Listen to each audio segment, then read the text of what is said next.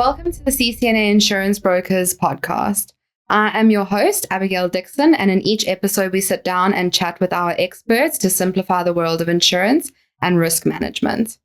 Our goal is to provide you with all the information you need to protect what matters to you most. Today we are diving into the topic of high net worth personal lines insurance.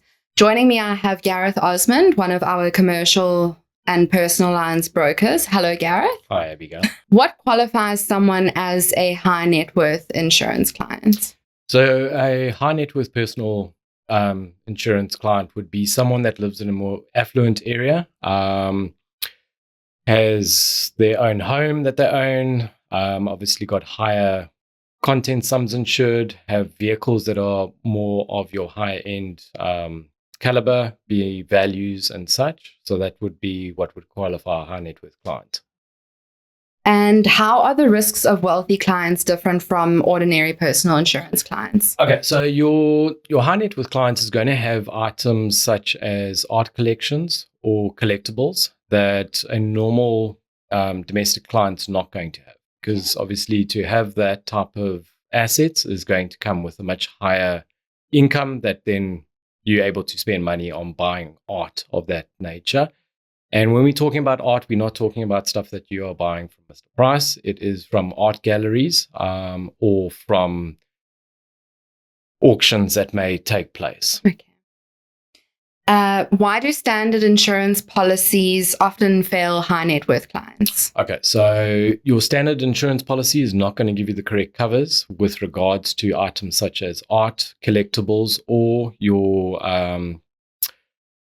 historical or exotic vehicles, where they don't give all the types of insurance risk exposures that would be needed. So with your art, there's covers such as restoration costs. So if something had to happen to it, it's not destroyed, but it can then be restored, and that would be done by a special art gallery.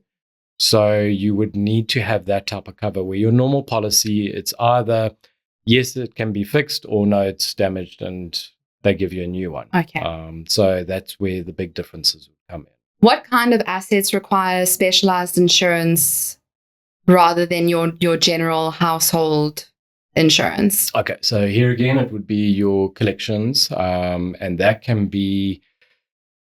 We have a client, or had a client that collected Second World War memorabilia. It can be whiskey collections, it can be artwork, and that all is needing to be valued very differently than your normal contents, where you will be able to get a standard cost for a lounge suite, where art and collectibles are all very dependent on what is happening in the market at that point in time, and it can fluctuate quite dramatically.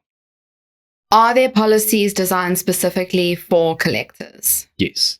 So there is specific policies that will provide the exact type of cover. They are normally a standalone policy and are not incorporated completely in a normal policy. So you would have your general insurance that would cover your normal assets, but then you would have a standalone art insure policy that will then give you the specific type of cover that is required for that. And it's not just always art as we think of it. It also can extend to things like your special rugs that are imported from the East and such. Okay.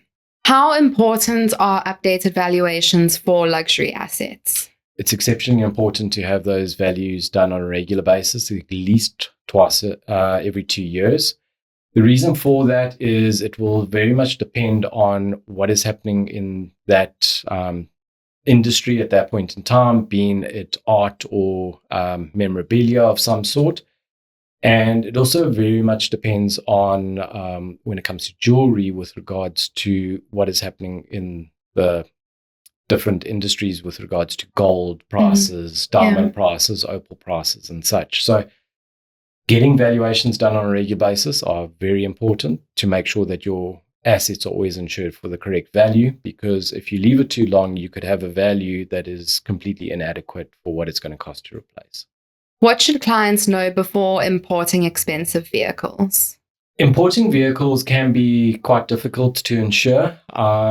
We have had a case about a year ago where a client imported a vehicle from overseas, and we were only able to find one insurer that was actually willing to insure the vehicle because it was not something that was readily available in the country, which would make having the vehicle repaired if it was an accident a problem. And yeah, most of the time the clients will be getting the vehicles locally, even your exotic vehicles or high-end vehicles.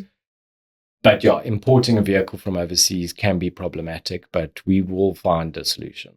How should entrepreneurs separate their business and personal insurance? Okay, so quite often nowadays, the insurance policies will provide an amount of cover for a home office. So if it is an entrepreneur that is working from a room or a study in his office, the insurance policies do provide a certain amount of cover for that business activity contents being in there.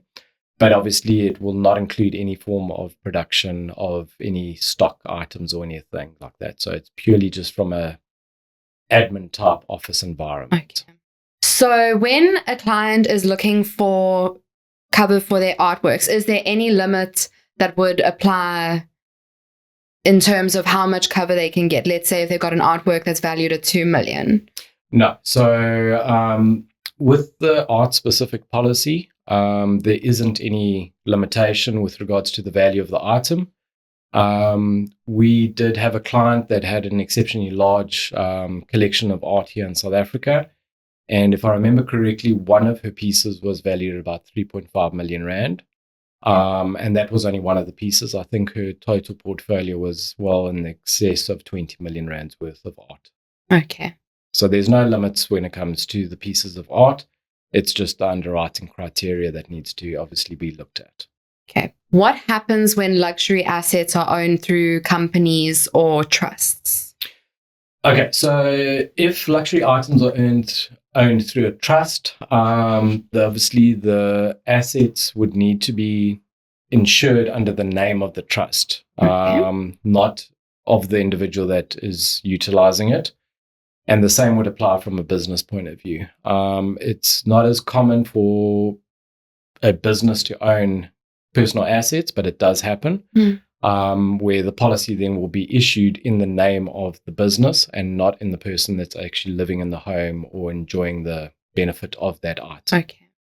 Can you share an example of where specialized insurance saved a client? Yes. So we have a client that has got a large collection of Persian rugs. Okay. Unfortunately, he had a very bad storm at his home and water got into the lower lounge and he was away for that weekend. And the Persian rug was obviously in a certain amount of water and did cause damage to it. The client benefited from being given two options, that they could obviously take the Persian rug and have it restored, which would obviously take an extended period of time because it's got to go through some chemical treatments and such. Or he was able to then be settled for the replacement value. And he then opted to go for the replacement value because he wanted to rather get the rug replaced than have it restored. Yeah. Okay. What are red flags that clients should look out for when considering who to choose as their broker or insurer? Perhaps a red flag would be someone that doesn't ask too many questions. Perhaps they just take your insurance policy and give you an apples for apples. They are not understanding your risk factors correctly. They're going on good faith that the previous broker or insurer has done their job correctly, and we would never do that. It's always better to ask more questions, do a proper proposal form, make sure that you completely understand what exactly the client has, opposed to just taking what the previous person had done because perhaps they didn't do their job properly, and then you're going to be exposed to not giving the client the correct solution.